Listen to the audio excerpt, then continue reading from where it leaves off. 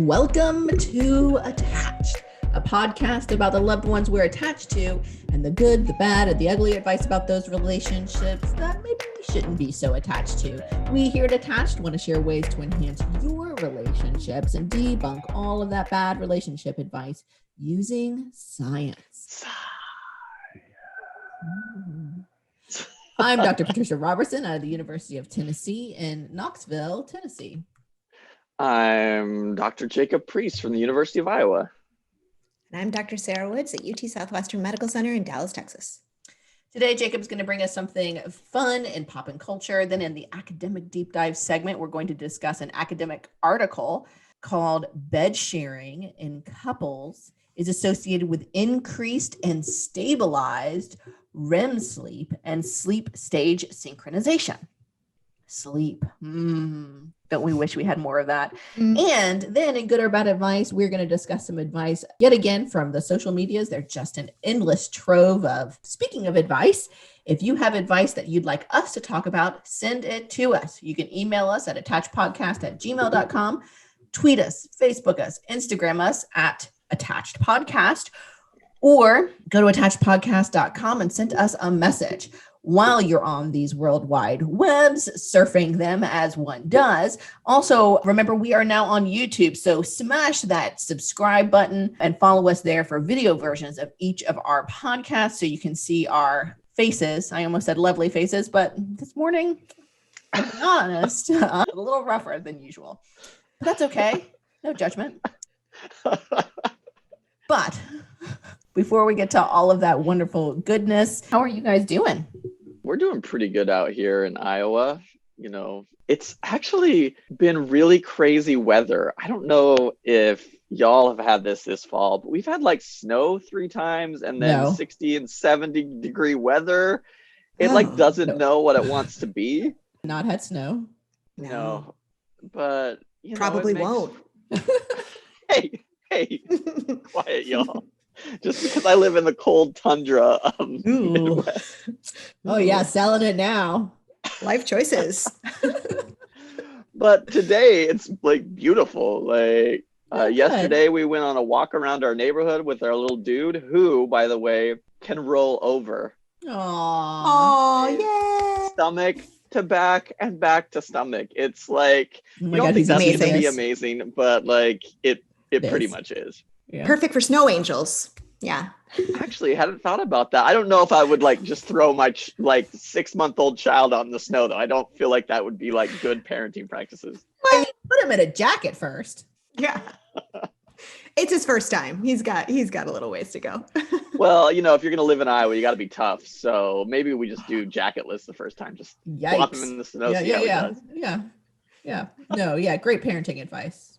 Yeah. For sure. I'm such an experienced parent. Definitely take all your parenting advice from me. Woods, what's going on in your neck of the woods? Oh, did you mean to do that? Or is that just a little Al Roker? Oh, those current pop culture references we're all looking for. Well, I feel like you'll be really proud of me. I've been making a lot of soups lately. Ooh, yum. Yeah, I'm not really sure how it's. Oh, I actually am sure how it started. I was reading a book with my daughter where there's a lot of reference to soup. And then I just started wanting soup. Delicious. So in the last week, yeah, it is. It's been well worth it, actually. Last week I've made butternut squash soup, but like really, it's got this like hazelnut gremolata to go on top and like these brown butter croutons. And yeah, it's amazing. And I also tried to make, I was successful at making baby bok choy beef soup. Yeah, it was also it got rave reviews. I know. So I'm not sure what's next. Probably nothing for the next 5 weekdays, but we need to start sharing recipes on our website. I mean, this sounds amazing. Sounds incredible. It's therapeutic. And then also there's like something, so then again, therapeutic when you're like feeding people. Yeah. So and they like it. Yeah, well, yes, that's important too. I always give the caveat, like if we don't like it, we can always order pizza, but that's because that's what my mom said growing up. Like, okay, here's a new recipe. And if we don't like it, don't worry, we can order pizza. Like, nobody stress about this. Like we can just. Interesting. I always say, if you don't like it, just tell me what you don't like and we'll tweak the recipe for next time, but you're going to eat it. We'll have a conversation about this. but Good point. I don't remember ordering pizza too often when we were younger. So that's a good point. I feel like maybe it was just or like stress relieving, because that's how I say it now. Like I'm not really going to order pizza. I guess I might, but it's more like nobody hate on it too much. Just like it could suck. I don't know. We've never tried it. Just it's all right. Yeah, fun fall activity. Fun activity. I love it. Soup it's the perfect time of year for soup. So now I'm hungry. Yeah. 9 a.m. is a great time for soup. For those of you who don't know, we typically record on Sunday mornings. And this morning I was eating breakfast with my family, as one does. And my 7-year-old said, as one does. And my 7-year-old, as one should do, as science would say, mealtime is really important for families. Go on. Yeah. All of those things. And my 7-year-old daughter said, Mommy, are you recording your podcast this morning? And I said, yeah, we are. We're doing that. And she said, do you ever wear makeup for your podcast? And I said, not usually. I don't usually. She's like, maybe you should. Maybe some lip gloss. And I was like, okay. Ouch. Oh, she's looking. So I put on some lip gloss this morning. It's already rubbed off, but I did it. But your microphone is all glossy. I was like, but it was a good point. I was looking kind of rough this morning. I also brushed my hair. So you guys, styling. Science. Yeah, that family breakfast was really worth it. A mood improver. Family bonding. First up, Poppin Culture. We learn about relationships from our friends and family, but a lot of what we think about love and relationships come from what we see in pop culture. For this first segment, we'd like to take a moment to highlight events in pop culture that influence people's lives and how we view relationships. Jacob, always Mr. Mysterious. What you got for us this week? Ooh, I like that nickname, Mr. Mysterious. Yeah, Jacob is known for his mystery. Man of mystery. So I have been holding back on talking about The Bachelorette this season because I think don't pull back on us. No. I didn't want any spoilers because I believe this might actually be, as Chris Harrison often says, the most dramatic season of The Bachelorette. The host of the Bachelor and Bachelorette franchise. Come on, Chris Harrison. Get with the program. So this season, The Bachelorette started out with Claire. Now, Claire has been on multiple iterations of The Bachelor and was actually engaged to somebody, I believe, Francois, and the Bachelor Winter Games, but we don't talk about him, right? Yeah. Sounds right. Sounds about right. Anyway, so there's a lot of stuff going on with Claire this season, but I want to talk in particular about her first one-on-one date of the season. That way, if you're not caught up on this by now, like, you're really far behind. So this shouldn't be a spoiler for anybody. But the narrative it's not for me. The narrative around Claire is that she is this strong woman who has done a lot of emotional work on herself. I think this is what I would like to illustrate with this, right? Okay. Because on their first one-on-one date, Claire chooses this person, this guy who has probably had the most traumatic life of any of the contestants on the show. And she decides that she's going to be his therapist instead of his date. So she actually makes him write down all of these words that people have called him on this like clay tablet, and then they go and smash them to say they're breaking it down. She talks about emotional intimacy as telling me about your trauma and the bad things that have happened in your life. Now, that really, if you're on a date with somebody, your first date with somebody, and they're asking you to tell you about all of the traumatic things that have happened in your life, I think you're not on a date. You're actually in therapy, and by not somebody who's a licensed therapist. But I do think that this is something that people often do in a self-protective way. Often people who still feel emotionally vulnerable, in order to keep that vulnerability intact or to not show that, are going to say, well, you're the problem and let's try to fix you. Right. So deflect. Yeah, that's what Claire does, right? She's saying, oh, see, I've got this all together. I've done all of this work. So let me show you how to do this work for yourself. And when you're doing that, when you're forcing an emotional exploration that is not typically what happens on date, right? Like, I don't think that on your first date, you should be doing this type of thing. It's really a way that can be self-protective and potentially damaging to the person that's buying into it, right? And in this particular instance, Claire actually has the power in this relationship. She's the one that can decide whether or not this guy stays on the show or goes home. Right. So she's able to say, if you don't share with me emotionally, you're going to get in trouble. And again, that is not a real sense of intimacy and connection, but rather a way to create a one-up, one-down relationship where you get to remain the one that's got it all together and the other one has to have the problem. 100%. I mean, if I was in that situation, I would full on make stuff up. It's also not really how the first session of therapy should go either. No. So we're putting the right information out there.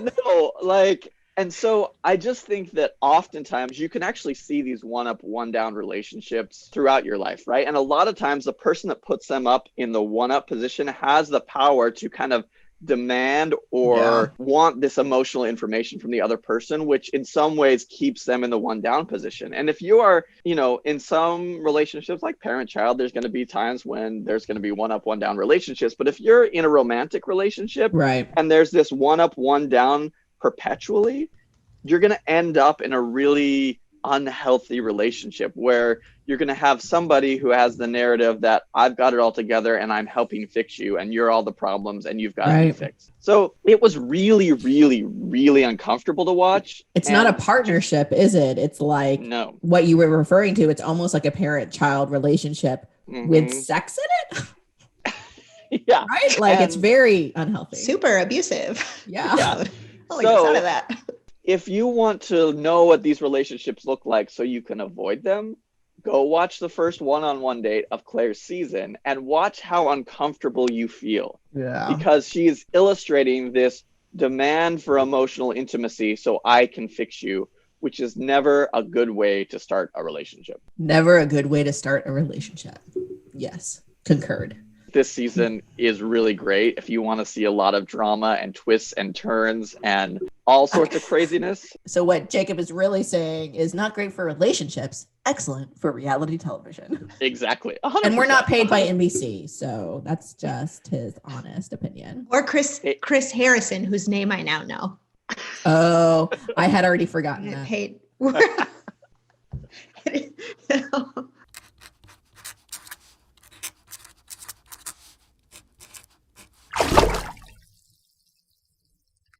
Now we're going to move on to academic deep dive segment and talk about an article titled "Bed Sharing in Couples is Associated with Increased and Stabilized REM Sleep and Sleep Stage Synchronization."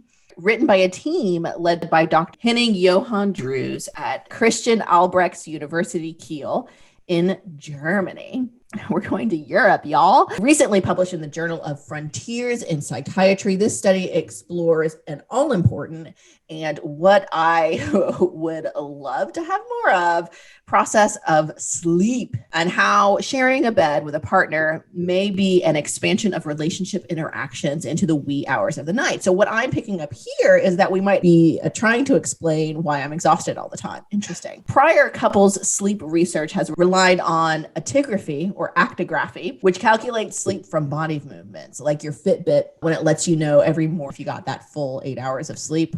Maybe I should get a Fitbit. These types of studies have found that co-sleep, so sleeping with your partner, is both associated with more disrupted sleep as well as increased sleep for men. How lovely for them.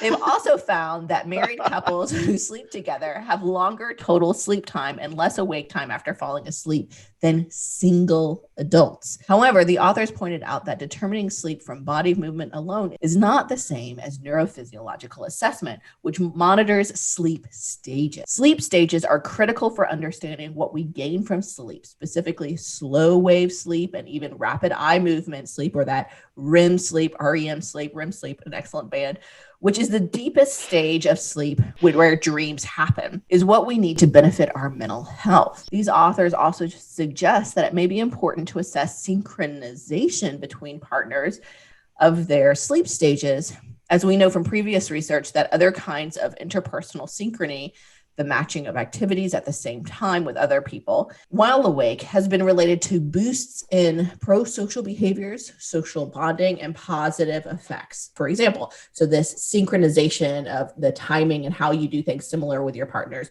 are related to other things. So perhaps sleep synchrony is also important. So Sarah, how did these researchers test the effects of couples sleeping together on their sleep quality? So I looked for this study specifically because I feel like we see so much, and I don't know if this is increasing or not, but we see so much communication or hear so many couples talking about intentionally sleeping separate. I feel like I'm hearing that more and more, reading about that more and more, people kind of promoting this idea that having your own bedrooms or your own beds can be kind of healthy, and it's a reasonable alternative.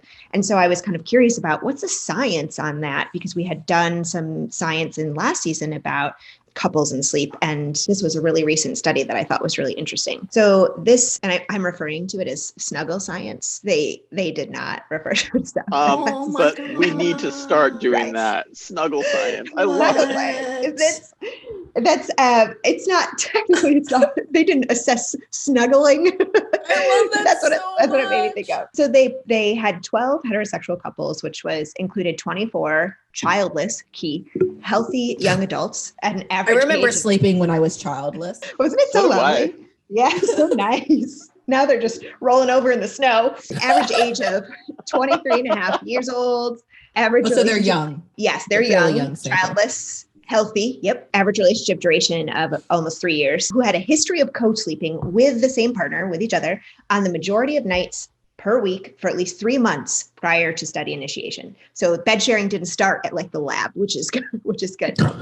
Can you imagine? Okay, trying to get that past the IRB. So what we're going to do for the study is 2 people who just started dating, we're going to make them sleep together, just in the same bed.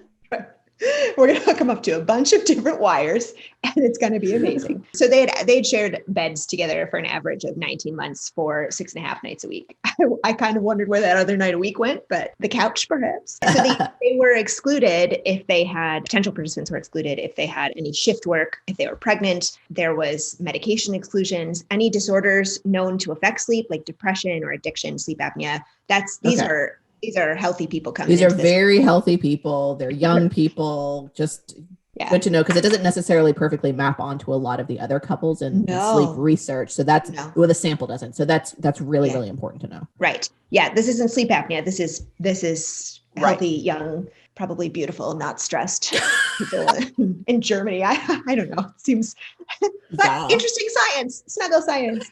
So these couples, look at you participating in this study. So couples spent 4 nights on 2 consecutive weekends in the sleep lab, undergoing individual and dual simultaneous polysomnography. Woo! So their sleeping arrhythmment was... What is polysomnography? Well, it's all these different ways that they're measuring sleep, which I'm going to talk about. Okay. Yeah. Poly just meaning many? Somnography meaning measuring sleep.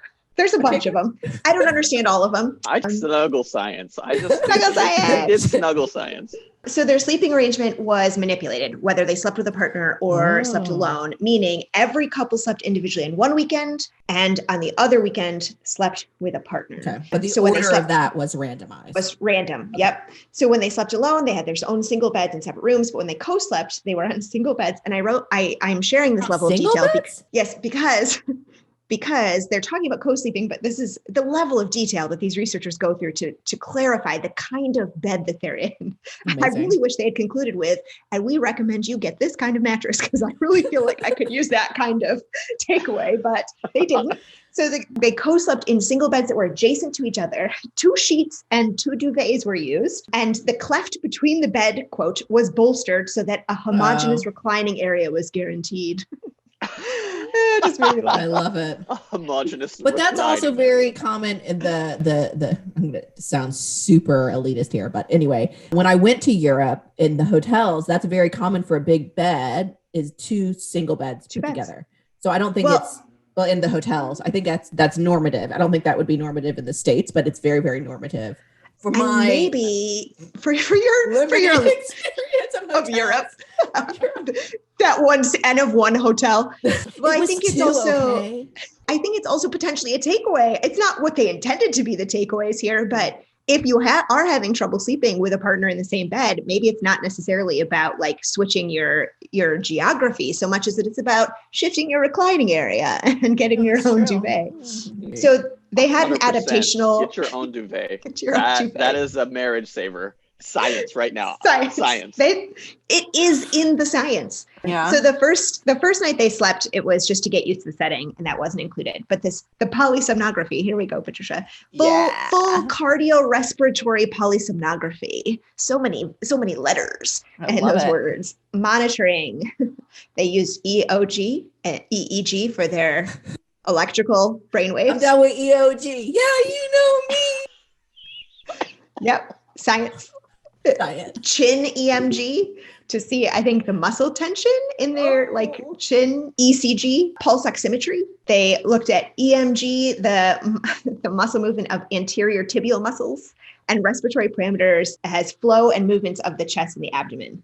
All to be able to code sleep stages, which was, as you pointed out, Patricia, in advance of this study, was that they're not just looking at movement in bed, like my Fitbit, which says you slept for a successful 5 hours and 22 minutes. You're just, whoa. They're looking at sleep stage because being able to achieve REM sleep is really the medically, the health relevant type of sleep we want to get. And then they looked at the coupling of sleep stages between partners, and they called this, again, another term I wasn't familiar with, cross recurrence quantification analysis, which was how they, I know.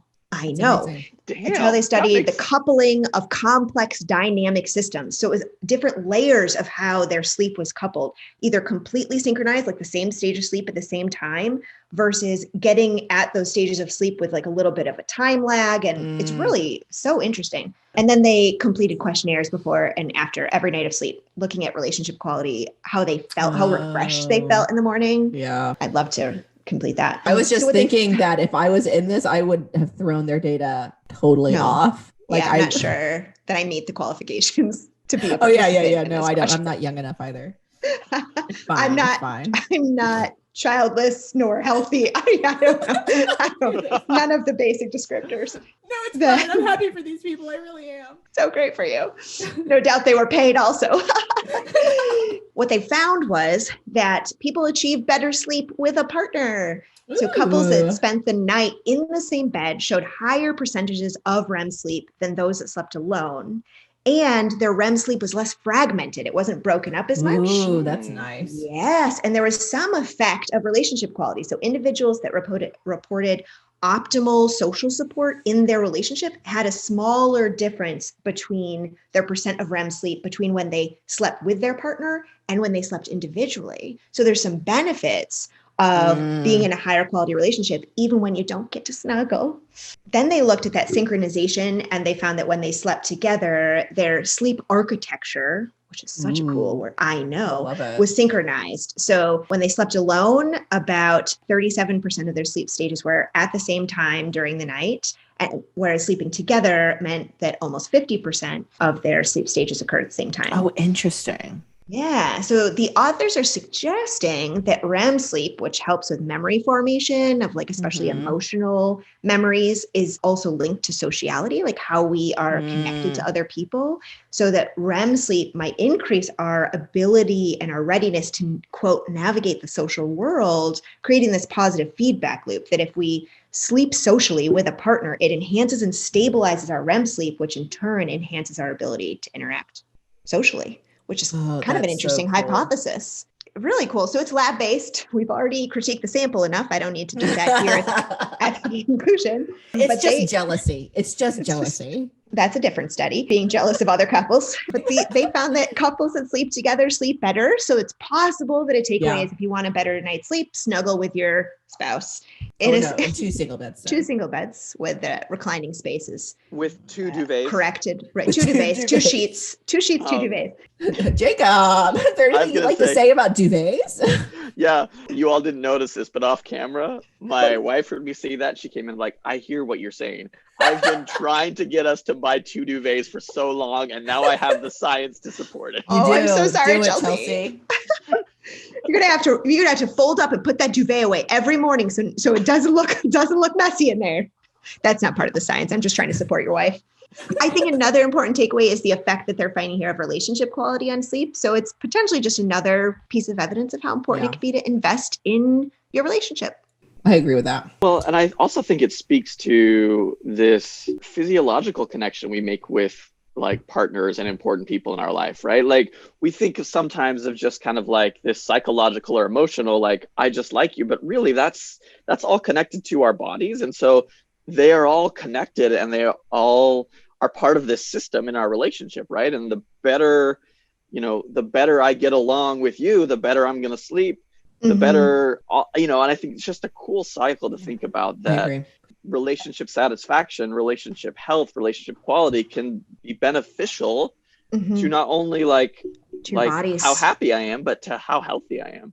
Yeah. And this really maps out nicely with this study we did last season about olfactory smells and how people who smell their partner when they're sleeping tend to get better sleep as well. So this maps on not only are we reporting sleeping better, but for all of these other reasons, it looks like we're sleeping better as well with our partner with 2 separate duvets, of course. Yes. Thank you. That's I don't know if that's exactly the take home, but sure. You do what you need. It's going to be the take home in my household. Like, the science says. So bad. I feel so bad. Caveat, that actually isn't the science takeaway, just for people. We know that we're joking. We know that that's not like the scientific take. Anyway, okay. Woohoo! Boo! Woohoo! Yeah! And finally, time for good or bad advice, where we talk about pervasive relationship advice in our culture. We hear about relationship advice from our parents, family, and friends. We see advice about how to be in relationships from movies and TV shows, and we read endless advice spewed at us on social medias, blogs, and all of those top 10 lists. But a lot of it just actually isn't good advice for our relationships. This is the part of the show where we use science, mind you, to decide if the advice is good or bad. If you have seen or heard some advice that you would like us to talk about, send it to us. Email us at attachedpodcast@gmail.com or tweet us, Facebook us, Instagram us at attachedpodcast, or go directly to our attachedpodcast.com website and send us a message right from there. While you're at it, please like and subscribe to our podcast on your favorite podcast app and YouTube, and share with your loved ones this podcast. So today we're going to talk about advice found on the social medias. The first one is from our very own Sarah's brother, sent on the Twitters, I believe. The tweet is from Jay with 2 Ys _wealth. Good for you. Happy wife, happy life is destroying many marriages. It should be happy spouse, happy house, because a good marriage consists of 2 happy people. Good or bad advice? I'm going to say good advice. And the reason is because, like the first happy wife, happy life really kind of is, again, putting that emotional labor on, in a straight marriage on the woman in the marriage, which is not great, right? Like we've known from research that we've talked about on this podcast that women tend to do more emotional labor in straight relationships than men do. So I do like the reframe of happy spouse, happy house. Yeah. But with one caveat, like families take on many, many, many constellations, right? We often think that families are just like 2 parents and 2 kids, when in fact, like family dynamics and family structures can vary and have varied across time and will continue to vary across time. So it's not just about finding a spouse and making them happy in your house. The other with a mouse? Sorry. The other members of the family contribute to the emotional happiness of the family as well. So I like the broadening out. I just think it needs to go a little even more, even broader. Even broader. Woods? I love it. I love that takeaway. I think that's really, really super important. I was going to take it in a little bit of a different direction, but I agree that it's good advice. that there was a really cool paper actually a few years ago that was called Happy Marriage, Happy Life, where they looked at whether marital satisfaction was linked to happiness and life satisfaction. And it's a huge, as we know, it's a huge correlate. There's a huge association there. And that doesn't differ by gender. So if you're happy in your marriage, you tend to be happy in life overall. And that's really, really important. They did find an effect where husband's marital satisfaction was, that link to life satisfaction was buoyed or kind of boosted a bit if their wife also reported being in a happy marriage, but it was less the case if their wife said that their marriage was not actually very happy. So there is definitely a dyadic effect. I think that this advice is, I'm not sure happy wife, happy life is destroying many marriages, but I think it's good advice that we should frame that differently. So overall, good advice. Really A+ work, Tyler. We agree. And you guys agree. Wow. It only took my family to bring us together. You're right. It is your family. So the next one is from TikTok. Number one dad on TikTok is the account. They're talking about the book, The Giving Tree. Have you guys heard of this book before? It's a children's book. Oh, okay. I hate that book. Okay, well, we know what your opinion is now. Sorry.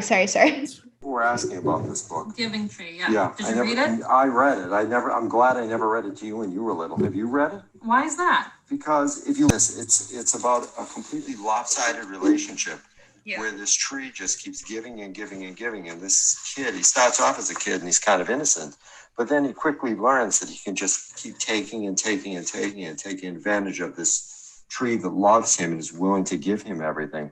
And I mean, finally, like he's walking off with the tree itself. Yeah. And he's leaving the stump. I mean, seriously, like, look at it. Like the tree was happy, but not really. I mean, symbolically, haven't you known people who have been in relationships with like total users and have ended up like that? Yeah, me. Yeah. Well, I wasn't going to comment on any of it. Oh. So it's kind of a advice about a book that we frequently read to children.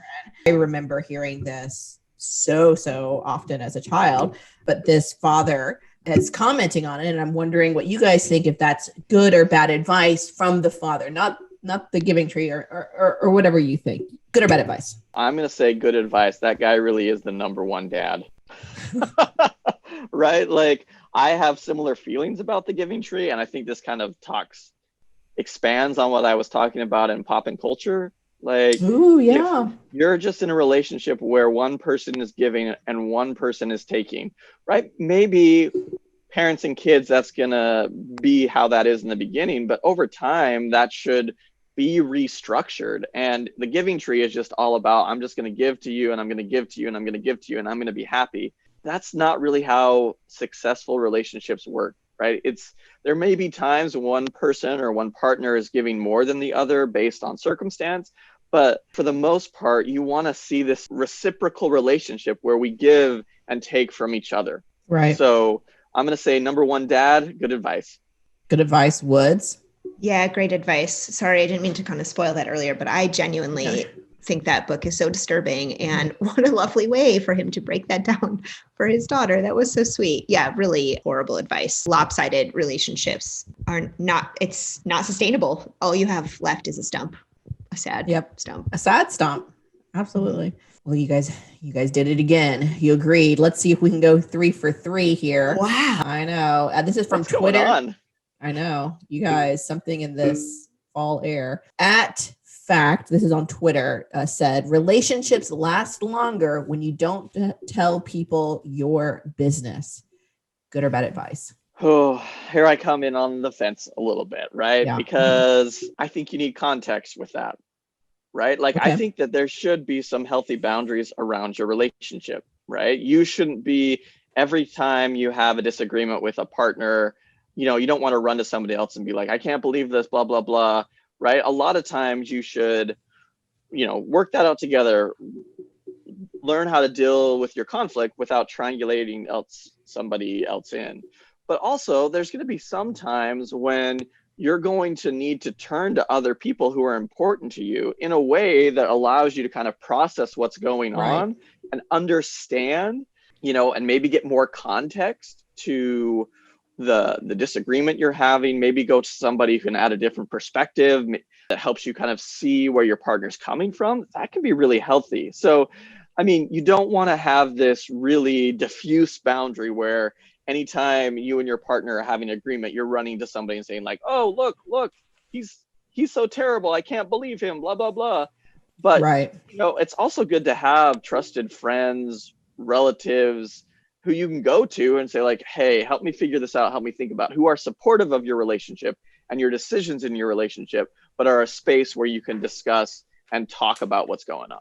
So good and bad advice. I think you're saying it's potentially good, but context is very, very important. Mm-hmm. Yeah. Woods? I would have said the exact same thing.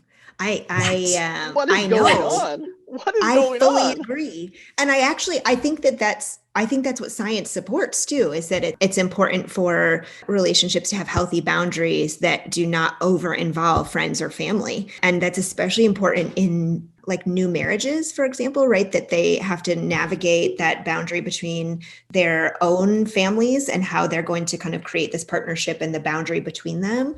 And that can be really tricky to do in new relationships and new marriages. And I think the reverse is also true, or not the reverse, but the other piece that Jacob is saying is also very true, that, and we've talked about this even this season in some of the research we've talked about, that getting other perspectives and having other people that you trust and that will value your relationship and help give you feedback that's meaningful can help reframe things and shift your perspective in ways that can be helpful for your relationship. So, and also I think about couples therapy too, that's a version of telling another person your business. And obviously I'm a big believer.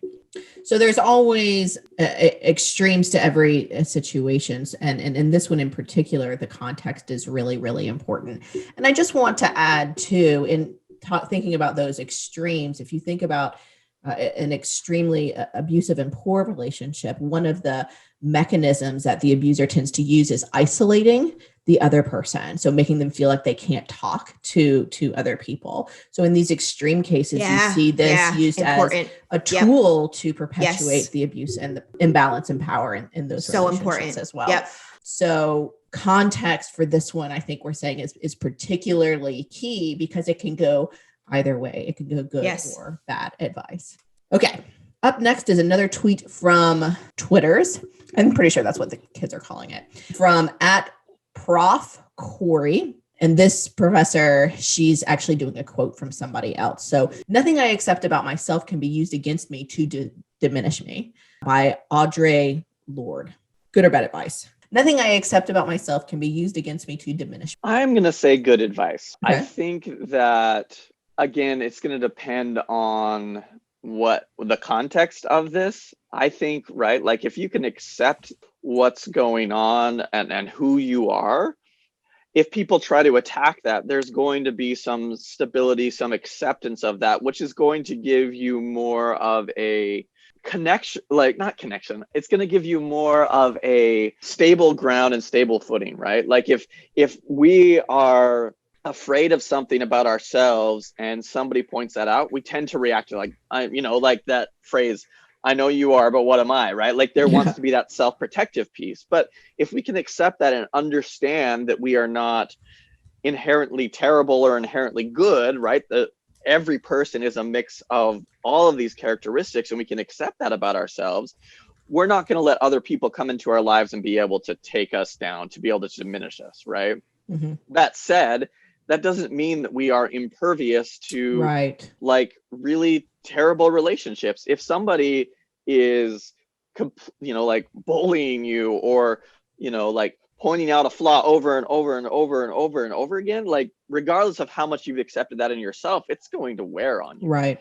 So I think for the most part, that self-acceptance, especially when it comes to healthy relationships, can allow you to be less reactive and less defensive in conflict. Mm-hmm. But also in an unhealthy context, being like, okay, well, you can't hurt me is going to actually create a system or a pattern that can be not healthy for anybody. So Audre Lorde, I could probably never go against her advice. So I'm going to say good advice. Yeah, I think what I hear you saying is that acceptance about yourself can buffer against that that negative impact of diminishing you, but maybe not completely inoculate you from it. Yeah, I didn't want to use the phrase differentiation of self because I know then Sarah will disagree with me, but that's kind of what I was going for there. Woods? So Jacob is saying good advice with a few caveats. Woods, good or bad advice? So I would agree, actually. I think good advice with a few caveats. I know from a little tiny bit of a different perspective, maybe, or rather a different kind of reason, because I think acceptance is really important for perspective changing. And science would support that a lot of times people fight against what they don't like about themselves or what makes them uncomfortable, or fight against their stressors, right? That people will say, like, why me? And why is this happening right now? And I don't need this. And they will end up fighting against it. And it just creates more stress. Whereas learning to accept things about yourself or accept things about what's going on actually can make it easier to create change and promotes like psychological flexibility, where then I can see myself differently because I've accepted those parts about myself that then I can use as a platform to help advocate for other people, that then I can help other people I can help lift other people up behind me. And I also think it's possible that I agree with Jacob. It doesn't mean that people would not still try to diminish you for the pieces you've accepted for yourself, and that can be really painful and hurtful. And I don't think we should ignore that, but it is potentially possible that it might be easier to see other people's issues when they try to diminish you and reframe them for how they're struggling, and then kind of trying to attack you for those things that you've accepted about yourself, which we should only do so much of, but is potentially kind of helpful in relationships. So overall, good advice. So thanks for listening to Attached. Remember, call us, email us, or get at us on all of those wonderful social medias about any relationship advice you've received and that you're wondering whether to follow or pass on. We cannot wait to talk about it.